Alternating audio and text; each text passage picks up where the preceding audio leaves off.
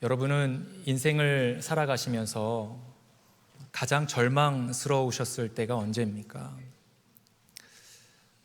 다시 생각도 하고 싶지 않을 그때가 우리에게 다 있지 않습니까? 내가 지금 이 상황에서 무엇을 해야 할지, 내가 어디로 가야 할지, 어떻게 해야 할지 가늠조차 되지 않는 그런 절망의 순간들을 아마 이곳에 있는 모든 분들이 지나오셨으리라 생각합니다. 오늘 우리가 읽은 이 본문 말씀에는 그런 정말 최악의 절망의 상태, 그 시간을 겪고 있는 두 사람이 등장을 합니다. 이들의 집은 엠마오입니다. 그런데 엠마오인 그 집을 떠나 예수님의 사역을 도와 예루살렘에서 열심히 예수님을 도와 함께 사역을 했었습니다.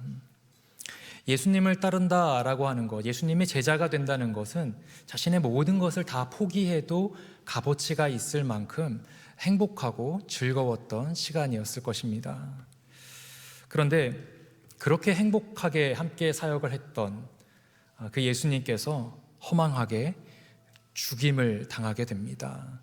그것도 최악의 사형수들에게만 주어진다라고 하는 그 십자가형으로 예수님은 죽임을 당하게 되죠. 모든 희망이 다 사라져 버렸습니다. 다 포기하고 싶고 내가 지금까지 했던 게 다 의미가 없는 것 같고, 그래서 내가 열심히 땀 흘리면서 사역했던 그 예루살렘을 뒤로하고 터벅터벅 그들은 자신의 고향인 엠마오로 가고 있었던 것이죠. 많은 사람들이 이 본문을 가리켜 엠마오로 가는 두 제자라는 제목을 붙이고 있지만, 사실 제가 말씀을 준비하면서 이들이 사명을 다 저버리고 터벅터벅 걸어가는 그 모습을 보면서 어쩌면 엠마오로 가는 두 제자라는 제목보다 예루살렘을 등진 두 제자라는 제목이 더 어울리지 않을까라는 생각을 해보게 되었습니다. 하지만 이들이 예루살렘을 등지고 떠나갔지만, 그 엠마오로 가게 되었지만 그들은 그냥 엠마오에 머물러 있지 않죠. 오늘 말씀 마지막 부분에 보게 되면 그들은 다시 예루살렘으로 돌아가게 됩니다. 그들의 신앙을 다시 회복하게 되는 것이죠. 그래서 저는 오늘 말씀의 제목을 다시 예루살렘으로 라고 잡아보게 되었습니다.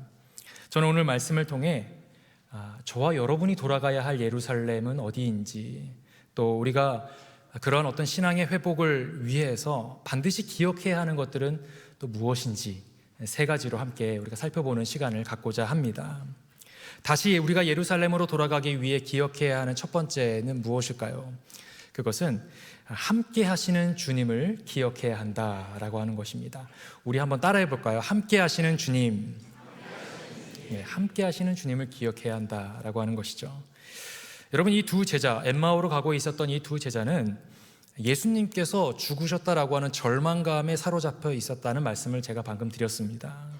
다 포기하고 싶은 마음에 예루살렘 떠나서 엠마오로 가고 있었다고 말씀드렸죠. 그런데 여러분, 그렇게 가고 있던 그 엠마오로 가고 있던 그 길에서 무슨 일이 벌어지게 될까요?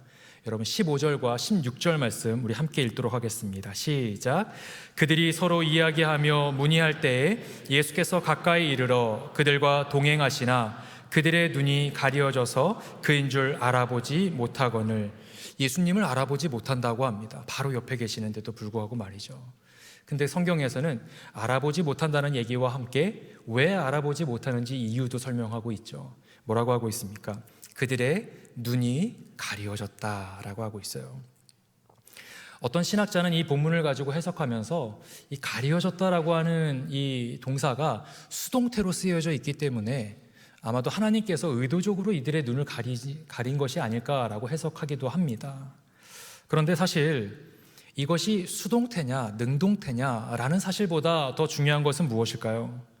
그들의 눈이 가리워져서 바로 옆에 계신 예수님을 알아보지 못하고 있더라는 것이죠. 그리고 그것은 이들의 영적인 상태를 그대로 대변하고 있다라고 우리는 볼 수 있습니다. 영적인 눈이 가리워지고 나니까 영적인 분별력을 상실하게 됩니다. 영적인 분별력을 상실하게 되면 내가 지금 가고 있는 목적지가 불분명해지게 되는 것이죠. 내가 지금 잘 가고 있는 게 맞는지, 그런 방향성을 우리는 잃어버리게 되는 것이죠. 육신의 눈은 뜨고 있지만, 이렇게 눈은 다 뜨고 있지만 영적인 눈은 가려져 있는 거예요.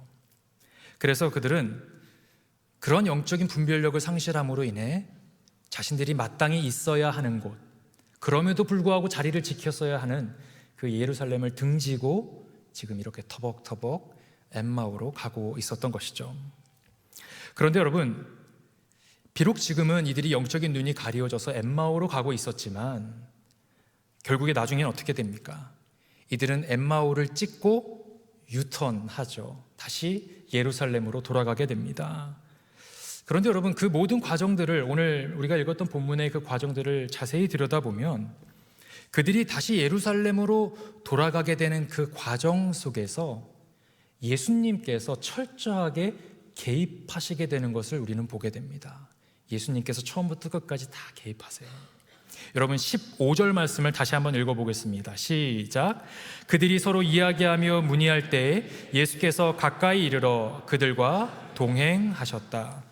여러분, 예수님께서 그들의 가까이 다가가셨다라고 성경은 얘기하죠. 예수님께서 가까이 다가가세요. 그리고 그들과 무엇을 했다고 성경은 말하고 있습니까? 동행했다라고 하죠. 그들과 동행했다. 주어가 예수님이에요. 그렇습니다, 여러분. 주님이 먼저 찾아가신 겁니다. 그들이 예수님을 불러서 오신 것이 아니라 주님이 먼저 그들을 찾아가신 거예요. 우리가 주님을 찾는 것 같지만 실상은 주님이 여러분을 먼저 찾아가신다는 것을 우리는 기억해야 합니다.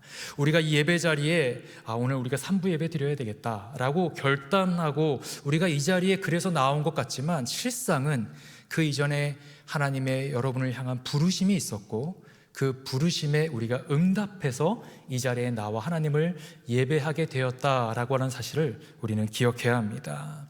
여러분, 주님의 은혜는 거기서 그치지 않아요. 여러분, 17절 말씀을 우리 함께 읽겠습니다. 시작.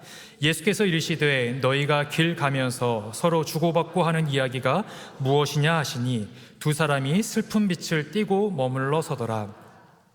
한글로 이렇게 해석하는 과정에서 지금 너희가 길 가면서 서로 주고받고 하는 이야기가 무엇이냐, 마치 이렇게 명령형처럼 이렇게 물어보는 것처럼 느껴지긴 하지만 아마도 예수님께서는 정중하게 물어보셨을 거예요. 서로 그 두 분이 걸어가시면서 나누고 계시는 대화가 어떤 대화를 나누고 계시는지 제가 좀 들어도 괜찮을까요? 어떤 말씀들 나누고 계셨습니까? 아마 이렇게 좀 정중하게 물어보시지 않았을까 싶습니다. 예수님은 다 알고 계세요. 이미 다 알고 계시지만 그럼에도 불구하고 정중하게 물어보시죠. 그러자 이들이 어떻게 반응했다고 합니까? 슬픈 빛을 띠고 머물러 섰다라고 합니다. 이들의 감정이 그대로 드러나는 표현이죠. 슬펐던 거예요. 슬픈 빛을 띠고 그리고 걸음을 멈추어 섭니다. 왜 걸음을 멈추어 섰을까요? 이 사람의 질문에 내가 대답하기 위해서요. 그리고 그들은 이 물어보시는 예수님께, 그들의 입장에서는 낯선 동행자, 같이 가고 있는 동행자에게 자신들이 그 경험했던 상황을 주저리 이렇게 하소연하듯이 얘기하기 시작합니다. 아니 글쎄, 예수라는 사람이 있었어요. 우리는 그분을 선지자라고 믿었고 그 예수라는 분이 우리를 구원해 줄 메시아라고 우리는 정말 그렇게 믿었어요. 그런데 그 예수님께서 그만 허망하게 죽임을 당하게 되었습니다. 그래서 우리가 너무나도 슬픔 가운데, 절망 가운데 다시 우리의 집으로, 엠마오로 가고 있습니다. 아마 이렇게 그들은 예수님 앞에 자신들의 절망적인 마음들을 털어 놓았을 것입니다. 그런데 여러분, 지금 이 상황을 그대로 한 발자국 뒤로 좀 물러나서 이 상황을 한번 조금 더 넓은 시선으로 한번 바라보면 어떨까요? 결과적으로 여러분, 지금 이 예수님께서는 이들의 모든 절망과 아픔의 이야기를 지금 어떻게 하고 계시는 거예요? 그렇죠. 다 듣고 계시는 겁니다. 다 들어주고 계세요. 그것도 어디에서 듣고 계십니까? 그들의 가장 가까운 곳에서 말이죠. 가장 옆에서 그들의 모든 이야기들을 들어주고 계세요. 정작 자신들만 모르고 있을 뿐, 나만 그것을 깨닫지 못하고 있을 뿐, 우리가 그토록 고대하고 그토록 만나고 싶었던 그 예수님이 내 눈앞에 바로 서 있다는 사실을 까마득히 알지 못한 채 이들은 주저리 자신들의 상황들을, 그 절망들을 하소연하듯이 토해내고 있었다는 것이죠. 여러분, 우리도 마찬가지입니다. 우리 주님은 우리의 모든 상황들을, 또 우리가 만나고 있는 그 아픔과 그 어떤 고통의 그런 순간들을 하나하나 우리 주님께서는 다 보고 계세요. 다 지켜보고 계시고 다 듣고 계십니다. 우리의 작은 신음도 우리 주님께서는 다 들어주고 계세요. 그것도 어디에서 듣고 계실까요? 여러분의 가장 가까운 곳에서 여러분의 그 작은 신음도 우리 주님께서는 듣고 계시고 보고 계시다라고 하는 것을 여러분 기억하시기 바랍니다. 정작 우리만 깨닫지 못하는 거예요. 저희 가정이 우리 새누리교회에 이제 오게 된 지 2달 됐습니다. 2달 되었는데 저희 가정은 우리 새누리교회 오기 전에 한국 사람들이 거의 살지 않는 아주 작은 시골에 한 30-40명 모이는 아주 작은 교회를 섬겼습니다. 그곳에서 몇 년 동안의 사역을 감당하면서 하나님께서는 정말 이런저런 방법으로 저희 가정을 훈련시키시고 또 연단시키는 과정을 지나가게 하셨습니다. 정말 이루 말할 수 없는 고통과 이루 말할 수 없는 괴로움의 시간들을 저희 가정으로 하여금 오롯이 겪게 하셨어요. 한국 사람이 많이 살고 있지 않는 곳이기 때문에 이렇게 앉아서 커피 한 잔 마시면서 나 이런 힘든 일이 있었어 얘기 나눌 벗조차 없었던 너무나도 외로움의 그 시간들, 정말 끔찍한 그 외로움을 겪게 하셨습니다.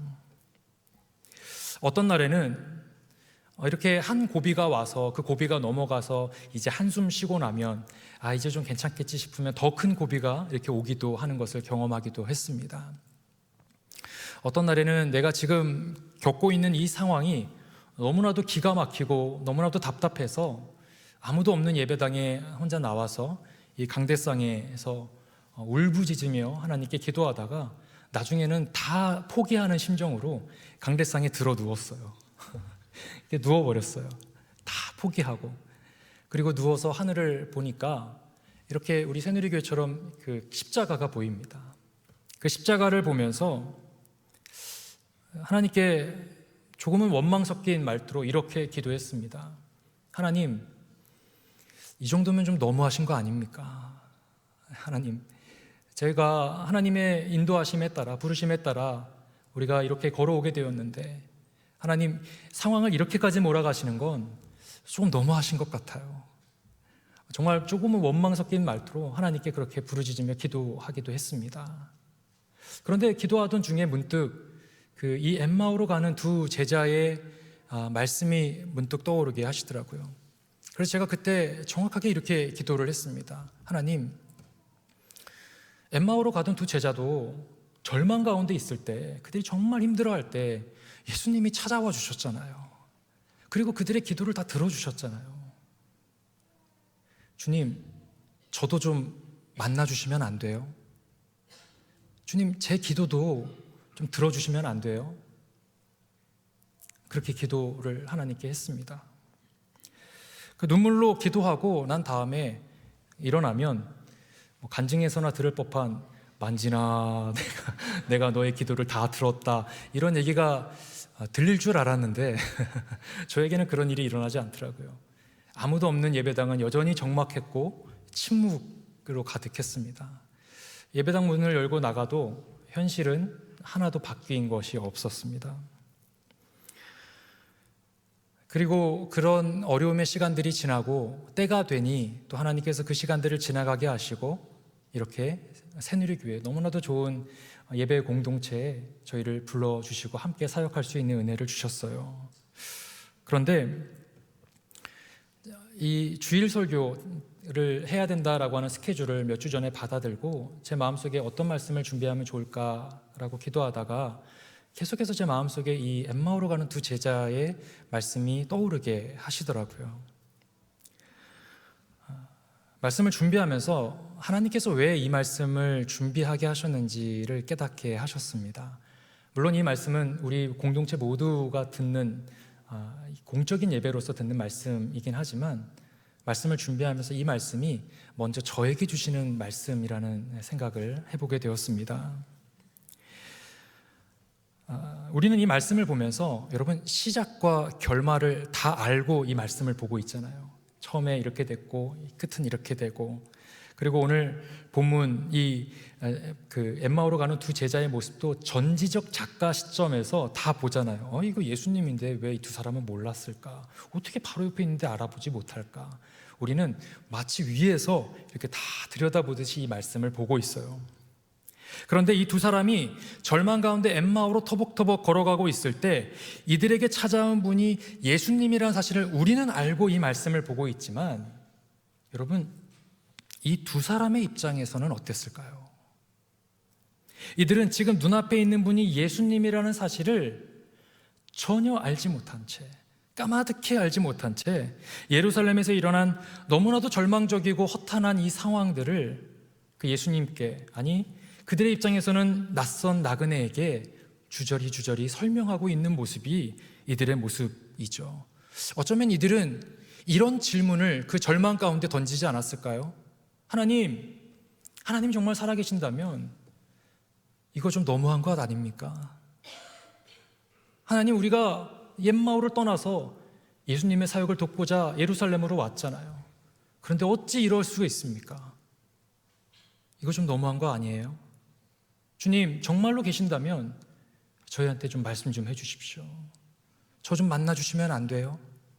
우리의 이 기도를 좀 들어주시면 안 돼요? 여러분, 많이 들어본 기도 아닙니까? 네. 마치 강대상에서 대굴대굴 구르면서 눈물로 기도하던 그런 모습과 같이 이 두 사람도 바로 옆에 계시는 예수님을 그들만 알아보지 못한 채, 그들만 깨닫지 못한 채 마치 하소연하듯이 조금은 원망 섞인 말투로 자신의 절망을 이렇게 토해내고 있었던 것은 아니었을까. 말씀을 준비하면서 그래서 마치 하나님께서 이 말씀을 통해서 제 마음 가운데 위로를 주시는 것 같았어요. 만진아, 네가 예전에 부르짖고 있던 그 강대상에서 사실은 나도 함께하고 있었다.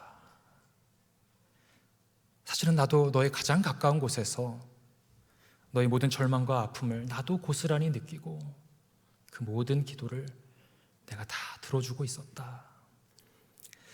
하나님께서 저에게 그런 말씀으로 위로를 주시더라고요. 그렇습니다, 여러분. 전지적 시점이라는 그 말 자체가 하나님의 관점이라는 말 아닙니까? 하나님의 관점으로 보는 거예요. 하나님의 관점으로 보면 엠마오로 가던 이 두 제자에게 찾아오신 분이 예수님이라는 사실을 우리는 알고 보지만, 절망 속에 있었던 그 당사자들의 입장에서는 앞을 봐도 옆을 봐도 그 무엇 하나 변하지 않는 절망 그 자체에 그들은 여전히 놓여있게 되더라는 것이죠. 하지만 이들도 역시 그 당시에는 몰랐지만 조금만 시간이 흐르고 나니까, 그리고 다시 돌이켜 그때를 회상해 보고 나니까, 우리가 정말로 힘들어했던 그 순간에도 예수님은 우리 곁에 계셨구나. 예수님은 우리의 기도에 침묵하고 계셨던 것이 아니라 우리 기도를 다 듣고 계셨구나라고 하는 것을 나중에서야 그들은 깨닫게 되더라는 것이죠. 사랑하는 성도 여러분, 기억하십시오. 우리만 느끼지 못할 뿐 우리 하나님께서는 여전히 지금 이 시간에도 여러분과 함께 동행하심을 여러분 믿으시기 바랍니다. 우리만 깨닫지 못할 뿐 주님은 여러분의 작은 신음에도 신실하게 응답하심을 여러분 믿으시기 바랍니다. 오늘 아침 여전히 우리와 함께 하시는 그 하나님의 은혜가 임하는 저와 여러분 되시길 간절히 축복합니다. 우리가 기억해야 할 두 번째는 무엇일까요? 그것은 주인 되시는 주님을 기억해야 한다라고 하는 것입니다. 우리 한번 따라해 보겠습니다. 주인 되시는 주님, 주인 되시는 주님을 기억해야 한다. 여러분, 어느덧 두 제자와 예수님은 엠마오에 도착을 합니다. 엠마오에 도착한 세 사람은 그들의 입장에서는 이 여러 이야기들을 나누면서 서로 간에 많은 이야기들을 나누면서 엠마오에 도착을 하죠. 그리고 이 엠마오의 두 제자의 자신의 집에 도착을 하게 되고 예수님을 자신의 집으로 초대를 합니다. 여러분 29절 말씀 함께 봅니다. 시작. 그들이 강권하여 이르되 우리와 함께 유하사이다. 때가 저물어 가고 날이 이미 기울었나이다 하니 이에 그들과 함께 유하로 들어가시니라. 아멘. 강권했다. 강하게 권했다는 거예요. 무엇을요? 우리와 함께 우리 집에 머물러 주십시오. 우리 집에 좀 유해 주십시오. 라고 권했다는 거예요. 이들이 그 권했던 이유를 때가 저물어 가고 날이 기울었기 때문이라고 성경에서는 말하고 있지만 아마도 이들은 예수님과 오면서 나누었던 대화가 참 좋았던 것 같아요. 그래서 예수님을 자신의 집으로 강하게 이끌면서 자신의 집으로 초대를 합니다. 이들은 정성스럽게 음식을 준비를 합니다. 초대된 예수님께. 그리고 음식을 이렇게 예수님 앞에 내어놓습니다. 그런데 어떤 일이 벌어질까요? 여러분 30절 말씀을 다 같이 읽습니다. 시작. 그들과 함께 음식 잡수실 때에 떡을 가지사 축사하시고 떼어 그들에게 주시니. 여러분은 이 30절 말씀을 읽으시면서 조금 이상한 점을 혹시 느끼셨습니까? 30절의 주어가 누구일까요? 예수님입니다. 예수님께서 떡을 가지사 축사하시고 떼어서 사람들에게 나누어 준 거예요. 그 집 주인에게. 여러분 이건 누가 하는 행동일까요? 집 주인이 하는 행동이죠. 식사 시간이 되었는데 갑자기 초대된 손님이 벌떡 일어나요. 그리고 대표 기도를 합니다. 아무런 말도 없이. 그리고 음식을 막 덜어서 나눠주고 차린 건 없지만 많이 드세요 라고 한다면 여러분 정말 이상한 상황이 아닐 수 없겠죠. 지금 예수님께서 그렇게 하고 계시는 거예요. 게다가 이 두 제자의 입장에서는 이분이 예수님이라는 사실을 여전히 모르고 있는 상황입니다. 예수님이라고 하면 그럴 수 있겠거니 생각할 수 있지만 예수님인 줄 아직까지도 모르고 있는 상황이에요. 그래서 더더욱 이 상황은 우리로 하여금 굉장히 당황스럽게 하죠. 저는 이 말씀을 묵상하면서 그런 생각이 들었어요. 우리가 예수님을 우리의 삶 가운데 초대할 때 우리 예수님은 우리에게 손님된 자격으로 찾아오시는 게 아니라 너무도 당당하게 마치 그 자리의 주인이었던 것처럼 주인된 자격으로 우리 가운데 찾아오시더라는 것이죠. 우리가 그분을 우리의 삶의 문제 가운데 우리가 그저 초대만 했을 뿐인데 우리 예수님은 야 내가 좀 들어가도 되겠니? 쭈뼛쭈뼛 이렇게 손님처럼 들어오시는 것이 아니라 너무도 당당하게 마치 원래 그 집 주인이었던 것처럼 우리 마음 가운데 찾아오셔서 우리를 다스려 주시고 우리를 통치해 주시고 우리의 삶을 당당하게 이끌어 가시는 분이 우리 주님이라고 하는 사실이죠. 그래서 여러분 요한계시록 3장 20절에는 뭐라고 말씀하고 있을까요? 볼지어다 내가 문 밖에 서서 두드리노니 누구든지 내 음성을 듣고 문을 열면 내가 그에게로 들어가 그와 더불어 먹고 그는 나와 더불어 먹으리라. 누구든지 내 음성을 듣고 어떻게 하라는 거예요? 문만 열라는 거예요. 여러분 우리가 할 수 있는 것은 대단한 일이 아닙니다. 우리는 그저 문만 여는 거예요. 우리 주님께서 우리의 삶 가운데 똑똑똑 노크하면서 우리 가운데 찾아오실 때 우리가 할 수 있는 것은 대단한 것이 아니라 문만 열고 주님을 우리의 삶의 문제 가운데 초대하는 거예요. 우리가 초대하면 그 뒤의 일은 우리 주님께서 다 알아서 하십니다. 알아서 기도하시고 알아서 떡을 떼어서 나눠주시고 우리의 삶을 마치 주인처럼 이리저리 이끌어 가시고 책임져 주신다라고 하는 것을 우리는 기억해야 합니다. 사랑하는 성도 여러분, 우리가 주님이라고 고백할 때 주님이라는 말은 그 자체가 주인이라는 뜻을 포함하고 있습니다. 그렇기 때문에 우리가 주님을 주님이라고 고백할 때 이미 우리 인생의 주인이 내가 아니라 주님이십니다 라는 고백이 그 안에 담겨 있는 것이죠. 사랑하는 성도 여러분, 우리 인생의 주인이 내가 아니라 우리 주님이 되신다라고 하는 사실을 잊지 않으시는 저와 여러분 되시길 간절히 축복합니다. 우리가 기억해야 하는 세 번째는 무엇일까요? 그것은 말씀해 주시는 주님입니다. 우리 한번 따라해 보겠습니다. 말씀해 주시는 주님. 우리 주님은 우리에게 말씀해 주신다라고 하는 것이죠.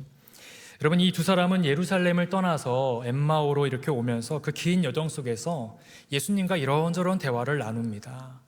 그런데 오늘 성경을 좀 자세히 살펴보게 되면 그 대화의 대부분이 성경의 이야기들로 채워져 있는 것을 우리는 보게 되죠. 여러분, 27절 말씀을 다 같이 한번 읽어보겠습니다. 시작. 이에 모세와 모든 선지자의 글로 시작하여 모든 성경에 쓴 바 자기에 관한 것을 자세히 설명하시니라. 엠마오로 오는 그 긴 여정이 어떤 의미에서는 예수님과 함께 했던 성경 공부 시간이 되었다는 거예요. 여러분, 부럽지 않으세요? 저는 이 설교를 준비하면서 이 두 사람이 너무나도 부러웠습니다. 어찌 보면 원저자 직강 이런 거 아닙니까? 네. 예수님의 그에 대한 가르침, 그 예수님에 대한 말씀을 예수님으로부터 직접 듣고 있는 거예요. 네. 생각만 해도 너무나도 은혜가 되었던 시간이 되지 않았을까 싶습니다. 그런데 여러분, 사실 오늘 말씀을 조금만 더 깊이 있게 들여다보면 그 시간이 마냥 좋은 것만은 아니었겠다라는 생각을 해보게 됩니다. 여러분, 25절 말씀을 다 같이 읽겠습니다. 시작. 이르시되 미련하고 선지자들이 말한 모든 것을 마음에 더디 믿는 자들이여. 예수님께서는 이들에게 말씀을 풀어서 설명해 주심과 동시에 이들에게 탄식 섞인 한마디의 말씀들을 던지시는데, 그것이 무엇입니까? 미련하고 선지자들의 그 말한 모든 것을 마음에 더디 믿는 자들아. 미련하다고 합니다. 말씀을 너희가 더디 믿고 있다라고 어찌 보면 직격탄을 날리고 있어요. 마치 독설과도 같은 이 말씀을 듣고 있던 이 두 제자의 마음은 여러분 어땠을까요? 결코 이렇게 마음이 편하지만은 않았을 것 같아요. 아마도 이들에게 예수님의 이 말씀, 너희들 미련하다, 말씀을 너희가 마음 가운데 더디 믿고 있다라고 하는 이 말씀은 이들의 마음 가운데 마치 송곳처럼 찌르는 찔림이 그들 마음 가운데 아마도 있었을 것입니다. 그러고 보니까 예수님께서 살아생전에 내가 곧 죽게 될 것이다 라는 말씀을 여러 차례 하셨는데 우리가 그 말씀을 정말 믿지 못하고 있었구나. 아니, 더디 믿고 있었구나. 정말 우리가 미련한 신앙을 가지고 있었구나 라고 하는 자신들의 신앙의 모습을 적나라하게 발견하게 되면서 이들의 마음 가운데 그 예수님의 말씀은 깊은 찔림으로 다가왔을 것입니다. 그렇습니다, 여러분. 사실 우리가 하나님의 말씀을 들을 때 우리가 이렇게 말씀을 듣지 않습니까? 또 말씀을 여러분이 읽으면서 하나님의 말씀을 들을 때 우리가 정말 제대로 그 말씀 앞에 나아간다면, 하나님 말씀 앞에 정말 정직한 모습으로 그 말씀 앞에 나아간다면 우리가 정상적으로 느껴야 하는 우리의 반응은 찔림과 괴로움이 되어야 합니다. 찔림과 괴로움. 여러분, 사도행전 2장에 보게 되면 베드로가 수많은 청중들 앞에서 설교하게 되었을 때 그 설교를 들었던 그 청중들의 반응이 나옵니다. 여러분, 사도행전 2장 37절 말씀 다 같이 읽습니다. 시작. 그들이 이 말을 듣고 마음에 찔려 베드로와 다른 사도들에게 물어 이르되 형제들아 우리가 어찌할꼬 하거늘. 먼저 무엇이 있다고 합니까? 마음에 찔림이 있었다라고 합니다. 여러분, 여기에 나오는 찔림이라는 단어를 원어로 보게 되면 그냥 조금 이렇게 따끔따끔거리는 정도의 찔림을 얘기하는 것이 아닙니다. 이런 뜻이 있어요. 찔러서 관통한다라는 뜻이 있어요. 찔러서 관통한다. 하나님의 말씀이 내 심령 가운데, 내 마음 가운데 정통으로 와서 부딪히고 나니까 그냥 조금 따끔거리는 정도가 아니라 그 말씀을 듣고 있었던 청중들의 마음 가운데는 도저히 그냥 앉아서 들을 수만은 없었던, 마치 내 심령을 찔러서 관통하는 것만 같은 그 괴로움과 아픔이 내 마음 가운데 찾아오더라는 것이죠. 그래서 여러분, 그들이 입술을 통해서 뭐라고 탄식하면서 이야기하고 있습니까? 형제들아 어찌할꼬. 형제들아 어찌할꼬. 우리가 도대체 지금부터 무엇을 어떻게 해야 합니까? 말씀을 듣고 나니까 도저히 견딜 수가 없는 거예요. 여러분, 그런데 우리는 보통 우리가 하나님의 말씀을 들으면서 우리는 어떤 반응을 합니까? 우리의 반응은 어떻습니까? 오늘 말씀 좋았던 것 같아. 오늘 말씀 나이스. 네, 오늘 말씀 나에게 좀 도전이 됐던 것 같아.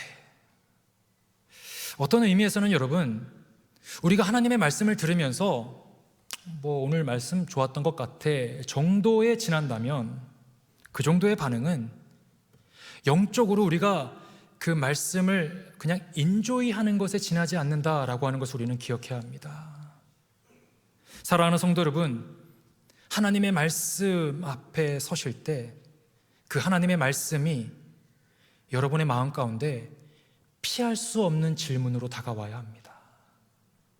마치 송곳과 같이 우리의 가슴 깊은 곳을 찌르는, 우리의 폐부를 찌르는 그 말씀으로 다가와야 한다는 것이죠. 그래서 우리의 입술을 통해서 무엇이 고백되어야 될까요? 형제들아, 우리가 어찌할꼬? 목사님, 그 말씀을 듣고 나니까 제가 어떻게 살아야 합니까? 제가 도대체 지금 살고 있는 것이 맞는 것입니까? 우리가 어떻게 살아가야 되는 것이 맞는 것입니까? 라고 하는 깊은 탄식이 우리의 입술을 통해 토해져야 한다라고 하는 것이죠. 여러분, 왜 그래야 할까요? 히브리서 말씀과 같이 히브리서 4장 12절에 보면 이런 말씀이 있습니다. 하나님의 말씀은 어떻다고 합니까? 살아있다는 거예요. 하나님의 말씀은 살아있고 활력이 있어 좌우의 날선 어떤 검보다도 예리하여 혼과 영과 및 관절과 골수를 어떻게 한다고 합니까? 찔러 쪼개기까지 한다. 저는 여러분에게 하나님의 말씀이 좌우의 날선 어떤 검보다도 예리하여서 우리의 혼과 우리의 영과 우리의 관절과 골수를 쪼개는 그 거룩한 찔림, 거룩한 아픔, 거룩한 고통이 느껴지는 저와 여러분 되시길 간절히 축복합니다. 그런데 오늘 본문에서 우리가 한 가지 더 기억해야 할 것은 무엇일까요? 이런 고통과 이런 아픔이 사실은 그냥 아프다, 고통스럽다에서 끝나는 것이 아니라 그것은 결국 우리가 더 성숙하고 우리가 더 깊이 있게 하나님을 만나게 하는 매개체가 된다는 거예요. 여러분, 오늘 엠마오로 가던 두 제자들도 그렇지 않습니까? 그들에게 고통스러움이 있었지만 그 말씀이 찔림으로 다가오긴 했지만 결국 그 말씀은 그들의 삶을 어떻게 바꾸어 놓습니까? 여러분, 32절 말씀 우리 함께 읽습니다. 시작. 그들이 서로 말하되 길에서 우리에게 말씀하시고 우리에게 성경을 풀어주실 때에 우리 속에서 마음이 뜨겁지 아니하더냐.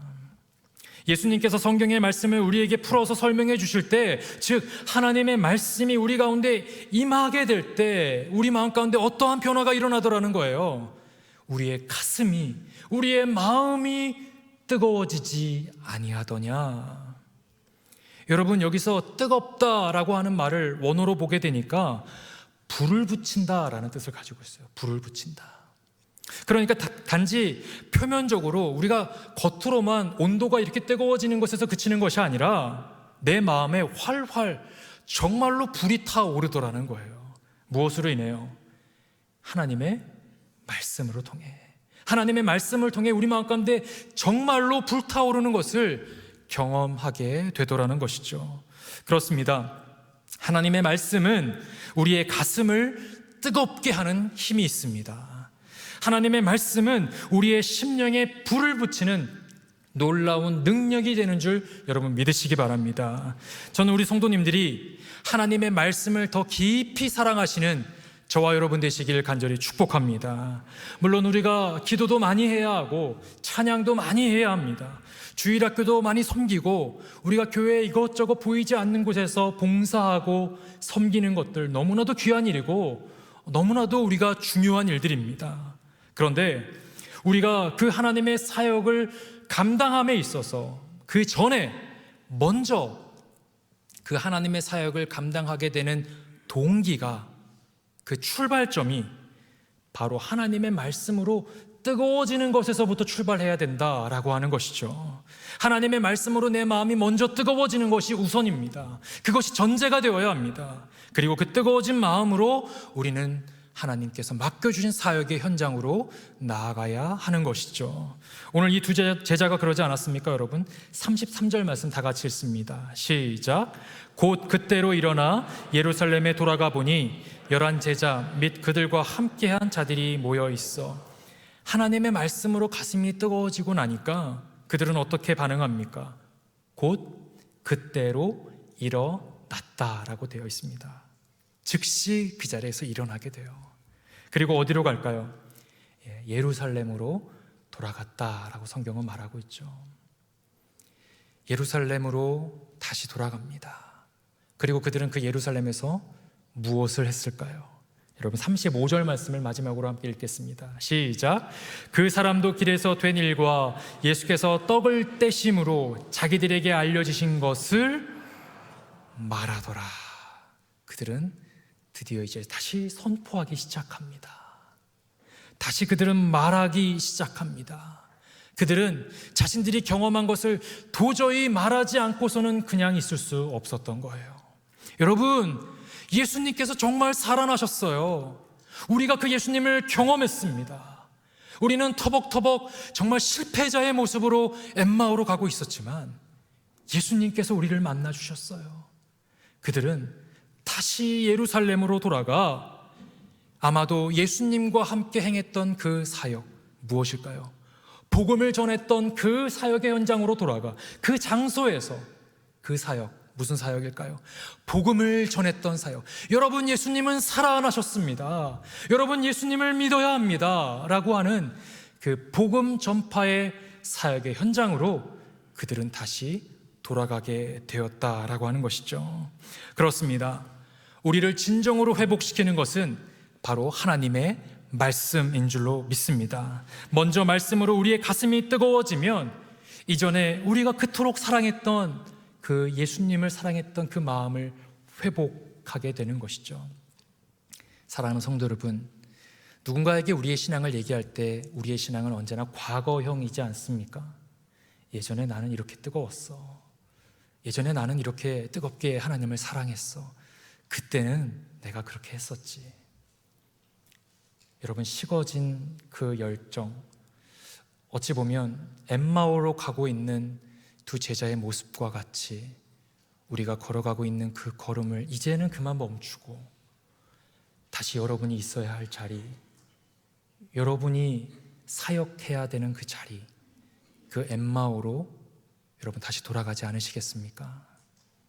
오늘 말씀을 정리합니다. 우리는 오늘 다시 예루살렘으로 돌아가기 위해 기억해야 하는 3가지를 살펴보았습니다. 첫째는 함께 하시는 주님을 기억해야 된다라고 했습니다. 나만 모르고 있을 뿐, 우리만 깨닫지 못하고 있을 뿐, 주님 너무하신 것 아니에요. 주님, 내 기도도 들어주시면 안 돼요. 그 기도를 하고 있는 그 순간에도 우리 주님은 우리의 가장 가까이에서 우리의 기도를 듣고 계십니다. 함께하고 계시는 주님을 여러분 기억하십시오. 두 번째는 무엇이었습니까? 주인 되시는 주님을 기억해야 한다. 우리가 할 수 있는 것은 대단한 것이 아니라 마음의 문을 여는 거예요. 주님 도와주세요. 저희 집에 저의 삶의 문제 가운데 주님 찾아와 주세요. 여러분이 초대만 하면 우리 주님은 야, 미안한데 내가 좀 들어가도 되겠니? 손님처럼 오시는 게 아니라 마치 원래 그 자리에 계셨던 것처럼 우리 주인으로 우리 삶 가운데 저벅저벅 들어오셔서 우리가 초대한 그 이후의 모든 것을 주님께서 다 알아서 해주십니다. 다 책임져 주십니다. 주인 되시는 주님 앞에 여러분 모든 것을 맡기는 우리의 삶이 되기를 바랍니다. 세 번째는 무엇이었습니까? 말씀해 주시는 주님입니다. 하나님의 말씀을 들을 때 우리가 느껴야 하는 정상적인 반응은 그 말씀이 우리 가운데 피할 수 없는 질문으로 다가와야 합니다. 도저히 그냥 앉아 있을 수 없는, 견딜 수 없는 찔림과 괴로움으로 그 말씀이 우리 가운데 다가와야 합니다. 형제여, 우리가 어찌할꼬? 제가 도대체 어떻게 살아야 합니까? 제가 사는 게 이렇게 사는 게 맞습니까? 라고 하는 본질적인 질문이 우리 가운데 터져 나와야 합니다. 하지만 그 고통은 영원한 고통이 아니라 오히려 우리를 성숙케 하는 고통입니다. 주님께 더 가까이 나아가게 하는 고통이죠. 무엇일까요? 그 말씀은 다시 우리의 가슴을 뜨겁게 불을 지피는 능력이 있습니다. 그렇기 때문에 우리 마음 가운데 하나님의 말씀으로 뜨거워지는 것이 먼저 우선이 되어야 한다라고 하는 것이죠. 사랑하는 성도 여러분, 마지막으로 여러분에게 이 질문을 드립니다. 성도 여러분, 여러분이 돌아가야 할 예루살렘은 어디입니까? 예전에 나는 이랬지가 아니라 다시 내가 감당해야 되는 목, 다시 내가 있어야 하는 자리, 그 사명은 무엇이고 어디입니까? 저는 오늘 말씀을 통해 여러분 마음 가운데 뜨거움이 회복되고 다시 예루살렘으로 돌아가는 놀라운 회복을 경험하시는 저와 여러분 되시길 간절히 축복합니다.